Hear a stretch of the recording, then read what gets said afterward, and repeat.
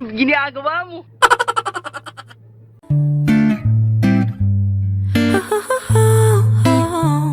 Everyone's looking at me thinking that I'm different. Everyone's looking at me thinking that I'm living.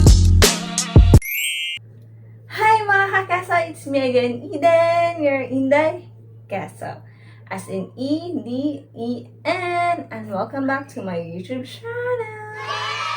So for today's vlog, I'm gonna show you how I check out on Shein using my points. And so, para mas makatipid po tayo, on my vlog before, I told you kung ano yung hacks ng Shein paggamit ng points to register. And ngayon, ituturo ko sa inyo kung paano mag-check out ng mga na-add to cart natin sa Shein gamit ang ating points. So, here, what is it? So, ayan. Kapag may nalikom na po tayong mga points natin, of course, you need to choose kung ano yung mga gusto nating i-purchase. So, add to cart lang natin. Just like how we purchase Shopee and Lazada. So, add to cart natin. And then, on that area, kung check out na natin, bago natin siya i-place order, you just need to click the points word and then max all kung gusto mong gamitin lahat ng points mo. At saka place order. And diretso po yung magma-minus yung points mo sa total ng iyong na-purchase. So, and also kung gusto mong magbayad and hindi COD like using your GCash or debit cards, meron ding 10% discount, diba? Saan pa kayo? So, and right now, we're going to unbox our, ito na po yung pangatlong purchase ko sa Shein using my points, diba? So, you must try it, guys.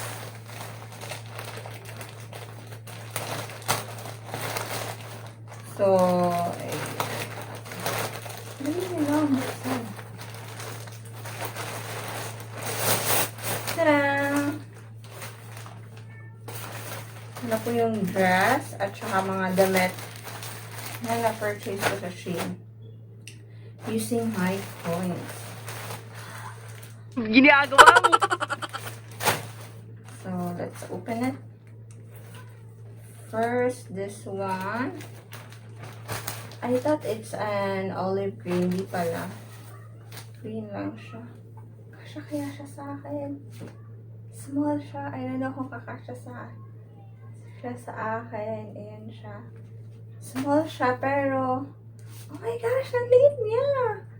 Baka magmukha kang suma nito. Oh my gosh. Sisikapin magkasya. So, ito yung first purchase ko. And the other one, kinabahan tuloy ako sa iba kong na-purchase. Baka di magkasya. And this is it. May pa-crop top tayo. Oh my gosh. Walang diet pa naman kasi holidays is coming. And then, pero ano to? Akala ko sira. Hindi pala. So far okay. Okay naman yung crop top. Yung dress lang, masyadong worried ako. Baka dito magkasya. Next is another dress. Hopefully magkasya din. Oh my gosh, it's so small. No. Dress pa to. O damit. Budol-budol gang tayo dito, guys. Russian damit lang, guys. Yan. Yan siya. Tapos, ano, kahit wala tayong boobs, hindi pa siya magkakasya. Diyos ko, ano ba ito? Yan, and then there's another shirt here that I've ordered.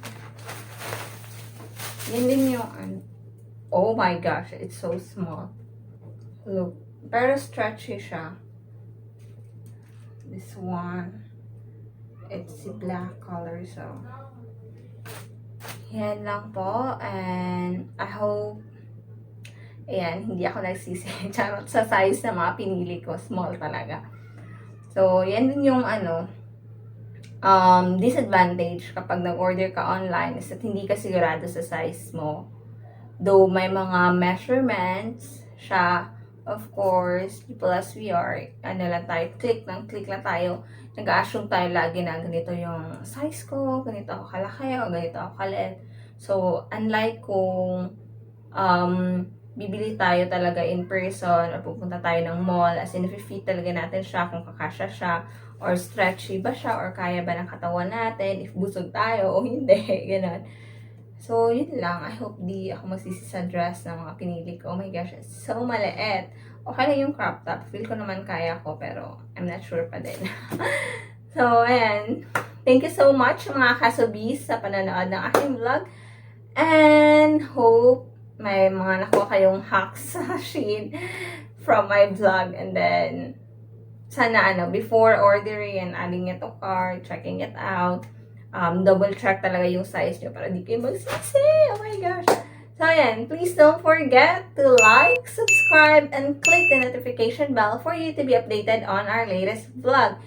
Again, it's me, Eden, your Inday Castle, saying be blessed and not stressed. Hope to see you on my next vlog. Bye!